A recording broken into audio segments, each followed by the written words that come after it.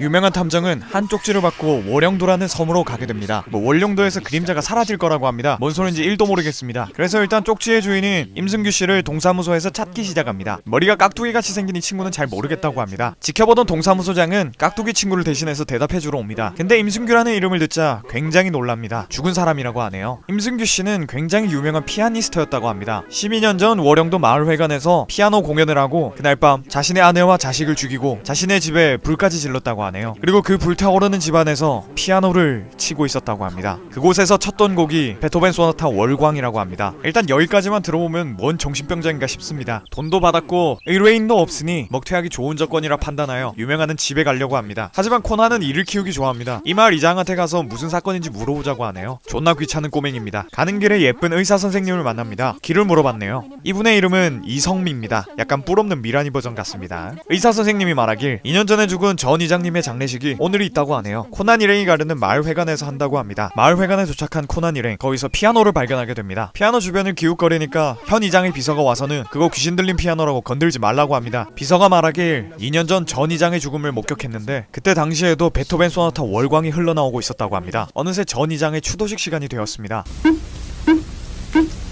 이거 편집 하나도 안 하고 그냥 만화에서 나오는 목탁 소리예요. 괴랄하기 짝이 없습니다. 화장실 간다. 이거 제가 더빙한 게 아니라 진짜 화장실 간다고 저렇게 말했어요. 겐지 오지입니다.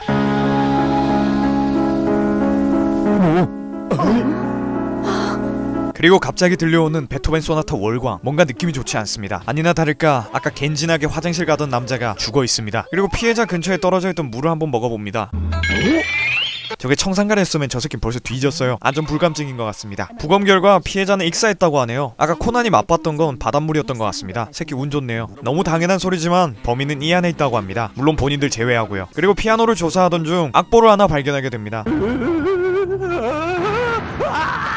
관종에게는 먹이를 주면 안됩니다. 악보 하나 발견했다고 저러는 게 이해가 되질 않네요. 아까 뛰어나간 그 관종이 현 이장과 아는 사이라고 하네요. 일단 여기까지만 하고 내일 다시 마저 하기로 합니다. 집을 가던 코난 일행, 코난은 뭔가 이상한 점을 눈치챕니다. 처음에 받았던 쪽지에 시작된다고 했으니 살인이 계속된다는 걸 깨닫습니다. 그리고 다시 마을회관으로 갑니다. 마을회관으로 돌아온 코난 일행, 아까 시체 옆에 있던 악보가 월광 소나타의 악보란 걸 알게 됩니다. 근데 악보가 조금 이상합니다. 마지막 줄은 피해자가 남긴 메시지라고 추론합니다. 이성미 의사 선생님이 야참을 가지고 왔네요.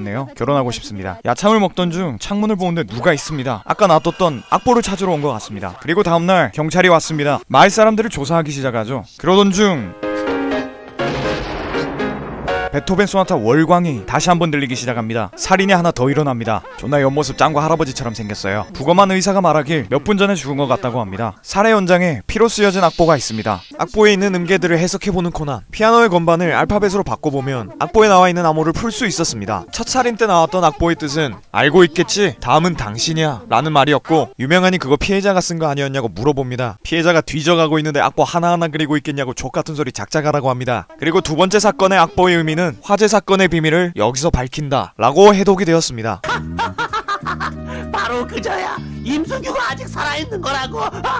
새끼 진성 쌉관종이네요. 아무튼 12년 전 사건과 좀 관련이 있긴 한 것 같습니다. 그리고 12년 전 그 불타오르는 집에서도 악보가 하나 발견됐다고 합니다. 그래서 악보를 찾으러 코난이 따라갑니다. 악보를 찾으러 가면서 경찰 아저씨께 12년 전 사건에 대해서 듣습니다. 그 12년 전 사건의 목격자는 2년 전에 죽은 전 이장, 그리고 아까 죽은 빡빡머리 현 이장, 그리고 쌉관종, 화장실 겐진하게 갔던 사람, 이렇게 4명이었습니다. 이 4명은 동창생이었고 피아니스트 임승규 씨도 동창이었다고 하네요. 신기하게도 저 4명 중에 3명이 죽었습니다. 우연은 아니겠죠? 악보를 찾던 도중 코난은 월광이라는 소나타가 3악장까지 있다는 걸 알아냅니다. 그리고 지금까지 2악장이 연주되었으니 한 악장이 남아있습니다. 서둘러 마을회관으로 다시 갑니다. 아까 그 쌉관종이 죽어있습니다. 이번 살해 현장에도 악보가 있었습니다. 그 악보는 유서 라고 적혀져 있었고요. 유서에서는 본인이 범인이고 자신이 죽인 걸 후회하고 있다는 내용이 있습니다. 근데 굳이 유서를 악보로 만들었다는 게 이해가 되지 않습니다. 뭔가 수상합니다. 그리고 그쯤 12년 전의 악보를 찾아냅니다. 그 악보에는 나의 아들 성미에게 라고 적혀져 있었습니다. 경찰 아저씨가 말하길 임승규 피아니스트에게는 딸처럼 여리여리한 아들이 있었다고 합니다. 성미, 어디서 들어본 것 같지 않나요? 코난은 드디어 사건의 진상을 알아내게 됩니다. 코난은 추리를 하기 위해 아저씨를 영원한 잠에 빠뜨립니다. 다행히도 이번엔 마취총을 쏩니다. 저번에는 재떨이로 후두려 패더니 조금 신사적이어졌네요. 그냥 범인부터 얘기하면 되는데 누구는 범인이 아니고 범인은 남자고 존나 당연한 소리만 해야 됩니다. 콜롬보 반장이 뜸들이지 말고 빨랑 얘기하라고 합니다. 범인은 이성미 의사선생이었습니다. 사건의 동기는 12년 전 사건 때문입니다. 임승규가 해외 공연을 갔을 때 죽은 4명이 밀수를 부탁합니다. 하지만 임승규는 거절을 했고 가족을 죽이고 집까지 불을 태워버립니다. 임성규의 아들 임성미가 바로 이성미 의사선생이었습니다. 여자인 척을 했다는 게 굉장히 놀랍네요. 사건의 진상이 밝혀지자 임성미 씨는 마을회관에 불을 지르고 거기서 같이 죽으려고 합니다. 코난은 살리려고 아가리를 털어봅니다. 당신의 아버지는 당신이 이러는 걸 원치 않을 거 그냥 던져버립니다. 상남자입니다. 듣기 싫었나 보네요. 이렇게 사건은 마무리가 됩니다. 사건이 두 편으로 나눠져 있는 걸 리뷰하는 건 처음인 것 같네요. 솔직히 제가 이틀에 한 번씩 업로드를 하려고 하는데 저번 주에 굉장히 바빴습니다. 수목금 보드 타러 갔다 오고 토요일 일요일 망년의 기념으로 술을 오지게 마셔가지고 이번 영상을 3일 만에 올리게 되네요. 죄송하게 생각하고 있습니다. 고로 내일도 한 편을 올리겠습니다. 뭐 댓글로 리뷰했으면 좋겠다 하는 사건 있으면은 말씀해주세요. 이상 바가미는 외롭다 진짜였습니다.